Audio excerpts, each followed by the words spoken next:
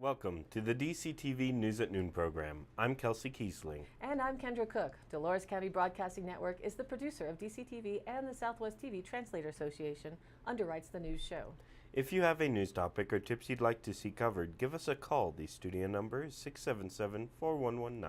Today's show is live on Tuesday at noon and rebroadcast at 3 and 6 p.m. and again re-aired on Friday at noon, 3 and 6. Coming up, National Monument News, prairie dogs, and more. And also stabbings and theft with weather, sheriff's roundup, and area happenings. Today is September 19th, 2017, and now the news at noon. Reported in the Cortez Journal, Interior Secretary Ryan Zink is recommending that 4 large national monuments in the West be reduced in size, potentially opening back up hundreds of thousands of acres of land reserved for natural and historical significance to mining, logging, and other development for economic growth. Zink's recommendation, revealed in a leaked memo submitted to the White House, prompted an outcry from environmental groups who promised to take the Trump administration to court to block the moves. The Interior Secretary's plan would scale back 2 huge Utah monuments, Bears Ears and Grand along with Nevada's Gold Basin and Oregon's Cascade Siskiyou.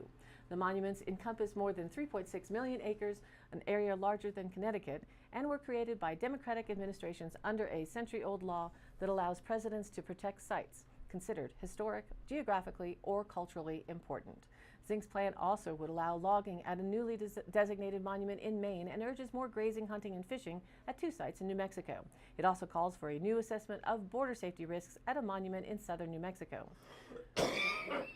Bears Ears, designated for federal protection by former President Barack Obama, totals 1.3 million acres in southeastern Utah on land that is sacred to Native Americans and home to tens of thousands of archaeological sites, including ancient cliff dwellings. Grand Staircase Escalante in southern Utah includes nearly 1.9 million acres in a sweeping vista larger than the state of Delaware. Republicans have howled over the monument since its creation in 1996 by former President Bill Clinton.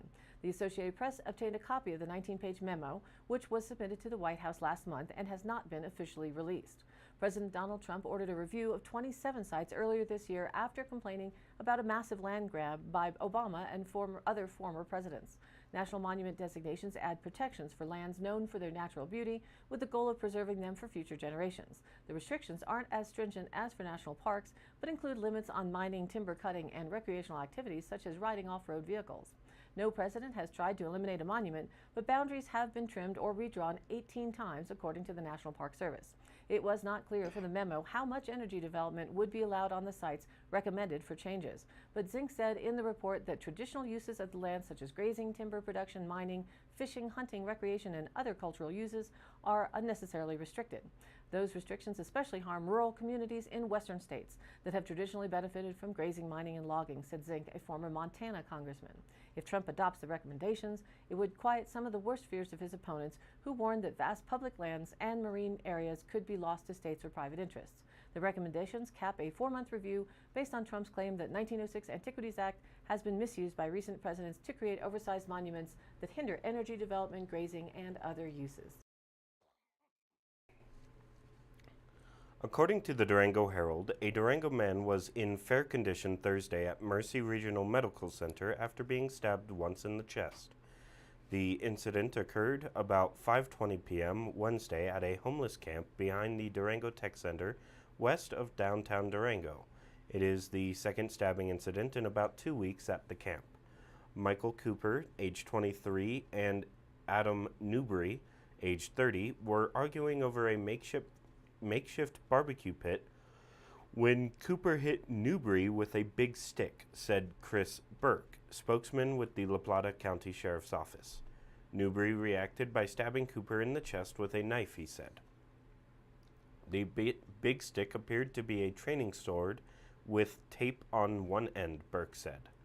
Investigators believe Newbury defended himself from an attack, and therefore they haven't charged him with a crime. The case remains under investigation, Burke said.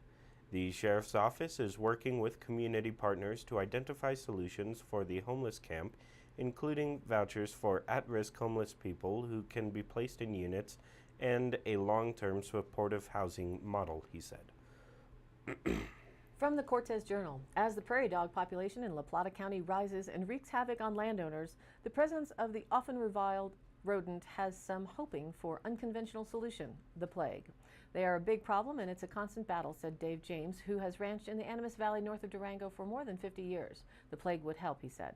Over the past 10 years or so, farmers, ranchers, and land managers in southwest Colorado have noted the uptick in prairie dog colonies and the growing frustrations with them. Ben Bain, weed control coordinator for La Plata County, said prairie dogs started taking a foothold in the early 2000s when the area was experiencing a drought which killed vegetation and resulted in more wide open spaces, the ideal habitat for the burrowing rodent. Prairie dogs live in a complex network of tunnels with different rooms for sleeping, storing food, and breeding. Their colonies usually consist of one male, one or more females, and a litter of 3 to 4 pups.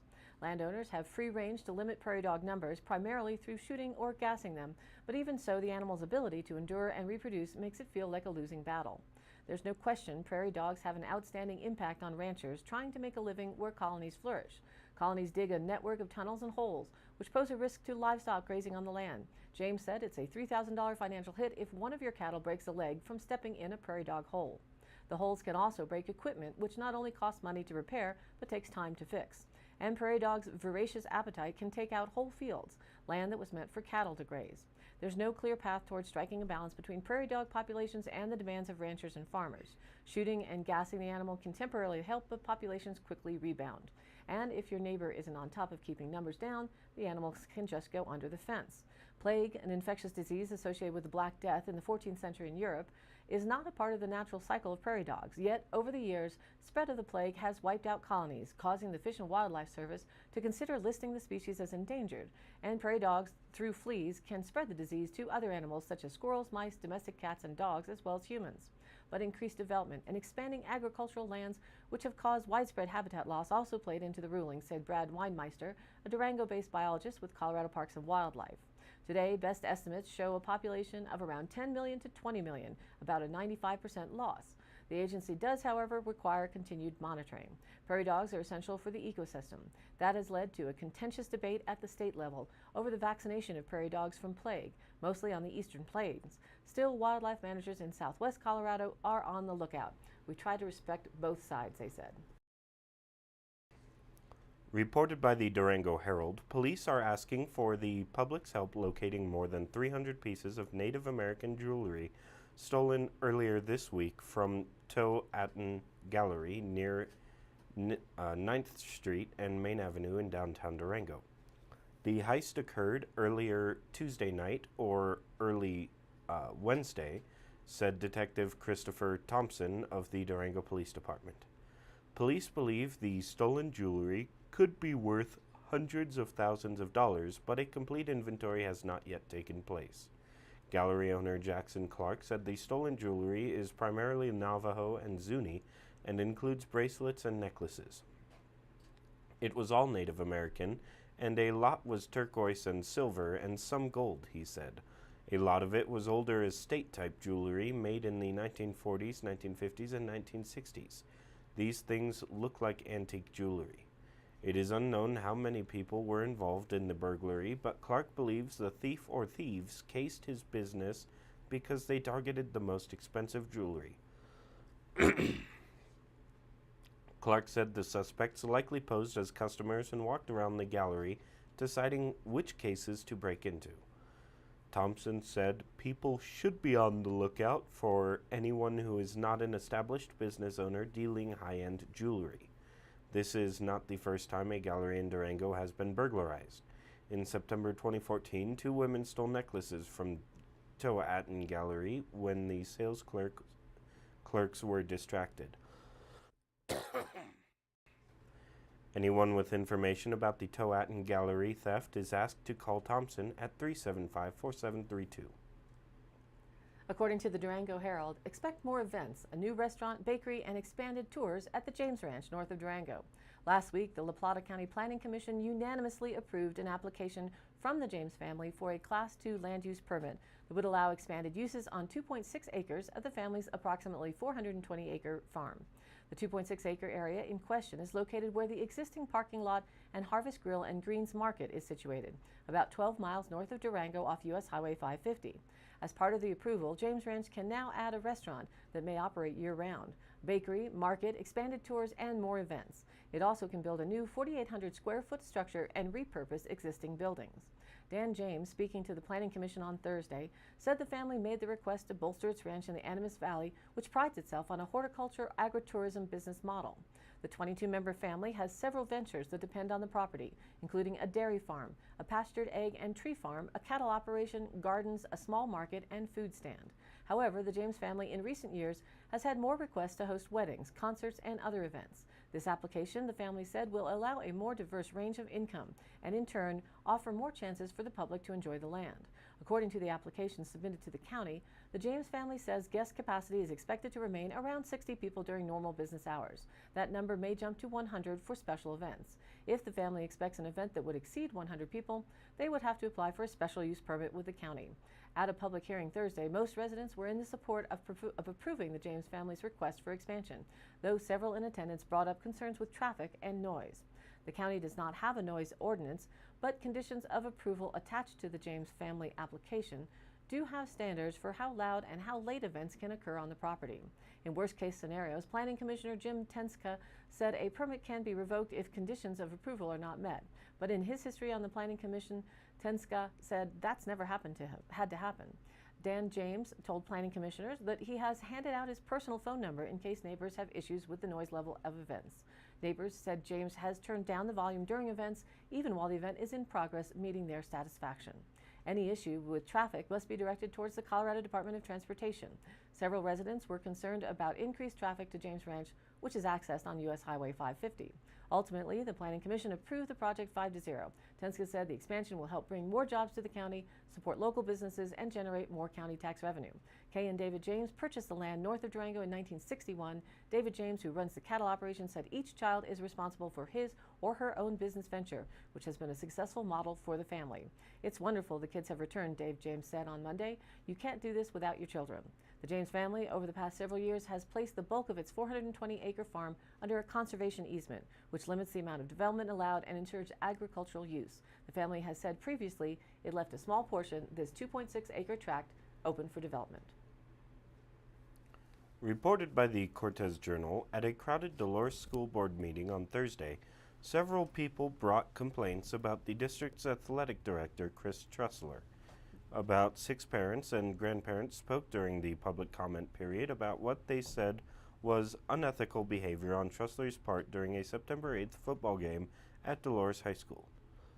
In addition to his position as athletic director, Trussler coaches the high school football team. Parents said he had called players offensive names and asked one boy to keep playing after he was injured. Several parents said the September 8th incidents were part of an ongoing pattern and complained coaches were not being held accountable for their actions. Renette Caro, who claimed Trussler had insulted her son during the game, said she had heard that several other students had similar experiences. Some parents, including Caro, said they previously brought their concerns to Trussler, Superintendent Scott Cooper, and other school staff, but felt that the district had not done enough to address them. This is Trussler's second year as athletic director and his 5th year coaching football at Dolores, according to Cooper. Several parents said they appreciated the work Trussler has done for the district's athletic program, even as they asked the board to work harder at keeping him accountable. Although only 6 people spoke during the public comment section, about 40 people attended the meeting, including parents, students, and several of the candidates running for school board positions in the upcoming election. Board members thanked everyone who spoke and said they would take their comments under consideration. And now here's our weather report. Early week forecast models are holding their course, so windy, sunny, and clear into Thursday is the story. The subarctic air responsible will stay over the Canadian border for a few days. A few showers will just reach northeast Utah and northwest Colorado this afternoon, with light accumulation that should stay north of I-70. The strongest part of that Arctic air mass jet stream will move north tomorrow, but winds will still remain, although just a bit slower. As that air mass splits and a part swings over the northwest states Thursday, it will form a closed low. The result leaves the possibility of showers Friday and Saturday. Snow will only be in the highest mountains of northwest Colorado, though. So chances here in our broadcast area are small and limited to Friday morning for now. Currently, we're just a tad under the levels for a red flag warning today, but with the winds, taking no chances is still a good idea. Hurricane Jose will still be producing surf and rip current threats from the North Carolina coast to New England by this afternoon. Rainfall amounts will increase through tomorrow morning, but by Wednesday evening, coverage will decrease and taper off completely by Thursday morning. Nevertheless, there is a slight chance of flash flooding for southern New England today. The strong cold front in the northern plains will bring showers and thunderstorms by this afternoon that will continue overnight as it moves into the upper Midwest. There is an enhanced risk of severe weather in the eastern portions of the northern plains and parts of the upper Midwest, along with a marginal risk for flash flooding. That front will reach into the upper Great Lakes and into the middle Mississippi Valley on Wednesday.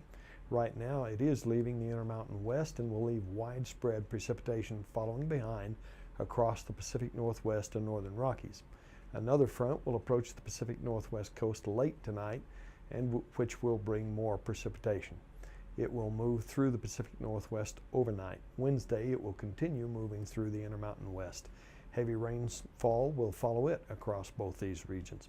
On Thursday morning, precipitation amounts will decrease in the Pacific Northwest and parts of the Northern Rockies. However, precipitation near the frontal boundary will still be in heavier amounts. Higher elevation snow is expected during the short-term period along the Cascades and the Northern Rockies, and snowfall in the Cascades will begin to taper off during the day Thursday. The high temperature for today is alleged to be 72, with a couple of degrees warmer for tomorrow and Thursday. Friday and Saturday will be in the mid-60s. Lows will range from 46, climbing to near 50 for Wednesday and Thursday night, then drop to the low 40s for Friday night. Breezy for most of the week with a bit less speed Wednesday and Saturday. Some cloudiness is expected Friday and Saturday with a slight chance of showers Friday morning. Now back to the news. According to the Cortez Journal, rescue workers were able to reach a 76-year-old Durango man who fell and injured his head Monday in the La Plata Mountains west of Durango. Rescue workers received a distress signal at about 10:35 a.m. from a remote satellite device in the mountains, said Ron Korkish with La Plata County Search and Rescue. The signal was activated southwest of Babcock Peak at about 12,435 feet in elevation and 0.8 miles east of the Montezuma County line, he said. The victim, who was not identified, suffered scrapes and a head injury, Korkish said. He was one of 5 in a group, he said. A Flight for Life helicopter helped identify the man's exact location and then ferried rescue members into the mountains. A staging area for the helicopter was set up at Hesperus Ski Area. Rescuers reached the man at about 1 p.m. Monday. By the time they arrived, the man was feeling better and was able to walk to his vehicle with assistance. Korkish described the man's fall as a tumble, not a vertical fall. Rescue workers were able to communicate with the group through text messages, but those communications were somewhat spotty and lacked information. In the category of hopeful news, a fascinating story of agriculture in the Netherlands caught my attention. At the turn of this millennium, the Dutch made a national commitment to sustainable agriculture. The mantra is twice as much food using half as many resources. It has been 17 years. Antibiotic use in poultry and livestock has been reduced by 60%, and pesticides in greenhouses have been almost eliminated. Many farmers have reduced water usage by as much as 90%. A high-tech approach with extreme attention to detail is what's used. The worldwide average for potato yield per acre averages around 9 tons. Dutch farmer Jacob van den Born produces more than 20 tons per acre. Drones and driverless tractors with detailed soil and water chemistry and nutrient analysis and progress measurements of every plant are used. The population of the Netherlands is dense, averaging 1,300 per square mile. Measured by sale value, though, of products, they are number 2 in the world, second only to the U.S. We have 270 times the landmass. They have extraordinary greenhouses, complexes, and some of them covering 175 acres. In the country's principal farming regions, there's almost no potato patch, no greenhouse, no hog barn that's out of sight of skyscrapers, manufacturing plants, or urban sprawl. More than half the nation's land area is used for agriculture and horticulture. 1,000 miles from the Arctic Circle, yet a global leader in exports of the fair weather fruit, the tomato. Also the world's top exporter of potatoes and onions, and the second largest exporter of vegetables overall in terms of value. More than a third of all global trade in vegetable seeds originates in the Netherlands. The brain trust behind this is Wageningen University and Research, widely regarded as the world's top agricultural research institution. Food Valley, a cluster of agricultural technology startups and experimental farms, is an area of prime use. Ernst van den Inde, managing director of the university's Research Plant Sciences Group, is a renowned scholar and a world authority on plant pathology. Inde says, "I'm not simply a college dean. Half of me runs plant sciences, the other half oversees 9 separate business units involved in commercial contract research." He says only that mix, the science-driven in tandem with the market-driven, can meet the challenge that lies ahead. With more than 1,000 projects in more than 140 countries and formal pacts with governments and universities on 6 continents to share advances and implement them, he says the planet must produce more food in the next 4 decades than all the farmers in history have harvested. By 2050, the Earth will be home to as many as 10 billion people, up from today's 7.5 billion. The idea then is, what would it be like in the U.S. if we could do the same scale of production with more than 270 times the landmass of the Netherlands, or Russia, or Australia, or China, or all of it? Reported by the Durango Herald, the Give Us Dirty Work project is offering homeless residents hope through employment. They are human beings. They need to be part of our society. This is why we are trying so hard to offer hope, project founder Donna Mae Bocat said. Bocat formalized Community Compassion Outreach, a program of Durango Christian Church, in May to serve the needs of the homeless through a store of critical supplies and other services. The group is interested in working with other churches to manage a permanent homeless camp, although no formal agreement or plan to run a camp has been reached. In the last few weeks, the outreach program launched Give Us Dirty Work and started connecting people with work. The program is in its infancy, and thus far Bocat, with help from the Business Improvement District's homeless outreach coordinator, has identified 30 interested workers and a handful of interested employers, including restaurants and the Powerhouse Science Center. Employers agree to pay a worker directly for a certain number of hours, and the Give Us Dirty Work program ensures that someone arrives to work and provides supervision. For example, the Powerhouse Science Center agreed to employ someone for 10 weeks for a few hours a week to clean and paint and do other tasks, said Anya Davis, Director of Community Engagement and Education for the nonprofit. Reported by the Cortez Journal, local fall football news, in case you hadn't heard already. Squaring off against Sangre de Cristo on Saturday, the Dove Creek High School football team gave its home fans plenty to cheer about during a 40-22 victory. The win marked the first for the Bulldogs this season and helped average a 68-0 loss to the Thunderbirds last season. Dove Creek led 12-8 at halftime before outscoring Sangre de Cristo 22-6 in the third quarter to all but wrap up the win. Among the players who played a key role in Dove Creek's victory was quarterback Ryan Martinez, who completed 8 of 11 passes for 150 yards. The junior also led the Bulldogs in tackles and had several key runs. Also putting forth a fine effort for the Bulldogs was sophomore Cade Curtis, who ran for 118 yards and returned a kickoff for a touchdown.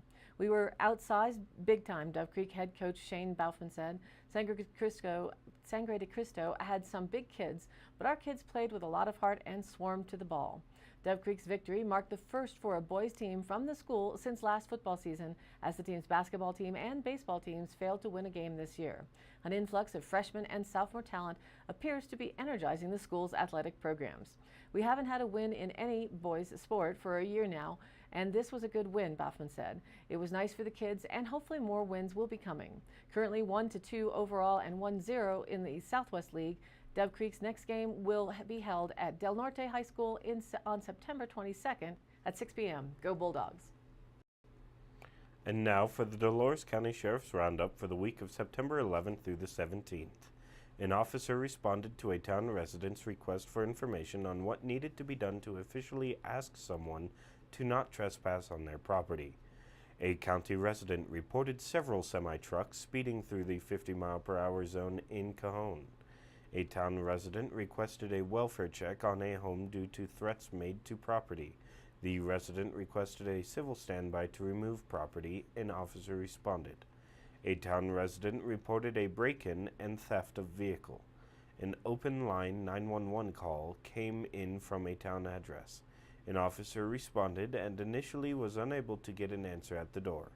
A family member called to assist and found the resident home and well. The recent weather caused a disturbance in their telephone line. A county resident reported shooting a neighbor's dog that was harassing their livestock. A deputy responded to a suspicious vehicle call in town.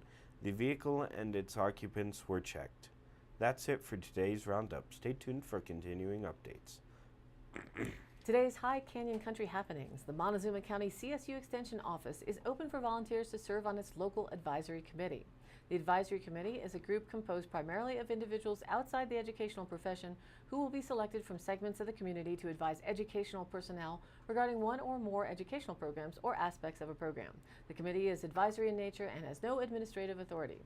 The committee will meet quarterly to discuss Montezuma County Extension programs in 4-H, agriculture, horticulture, natural resources, and other topics that may be important to Montezuma County. For more information, contact Tom Hooten at 970-565-3123 or tom.hooten@colostate.edu. If interested in serving on the committee, write a letter of interest and bring mail or email it or fax it by Friday, September 29th to Montezuma County Extension Attention Tom Hooten, 109 West Main Street, room 102 in Cortez. The third annual Telluride Festival of Cars and Colors is September 21st through the 24th. It's a world-class celebration for automobile aficionados and lifestyle enthusiasts set in the beautiful town of Telluride, Colorado. Nestled in the canyons of the San Juan Mountains, it's placed against the backdrop of Telluride's spectacular palette of September's autumnal colors. Focusing on high-end restorations, vintage and exotic vehicles, the festival will occupy 3 distinct venues over the course of the 4 days: the downtown Telluride Historic District, Mountain Village, and the Telluride Regional Airport. For more information, go online to carsandcolors.com. Wednesday, September 20th, tomorrow, the Monticello's Farmers Market and vendors are all about promoting joyous commerce. They make it fun to shop and to connect to your community. Come down to the Visitor Center from 5 to 8 p.m. If you're interested in becoming a vendor, vendor spots are just $10. You must provide your own tables, chairs, and shade tents. Call Bailey at 459-9700 to register. And you can also find them on Facebook. And all of the happenings are posted on our DCTV News at Noon Facebook page, along with the YouTube replays, weather and original stories, and local posts. To share your event or information, contact us. It's dcbnnews@gmail.com or call the station 677-4119 and we'll be sure to get your news on air. Thanks for tuning in. News at Noon airs live at noon Monday through Wednesday and then rebroadcast at 3 and 6 p.m. and again re-aired Thursday, Friday, and Saturday in the same order at noon, 3, and 6. And be sure to check us out on Facebook. It's DCTV News at Noon. Please like us there and share it with a friend. For Kendra Cook, Jerry Tope, and everyone at DCTV with the News at Noon program out of Dove Creek, USA, I'm Kelsey Kiesling. Thanks for watching.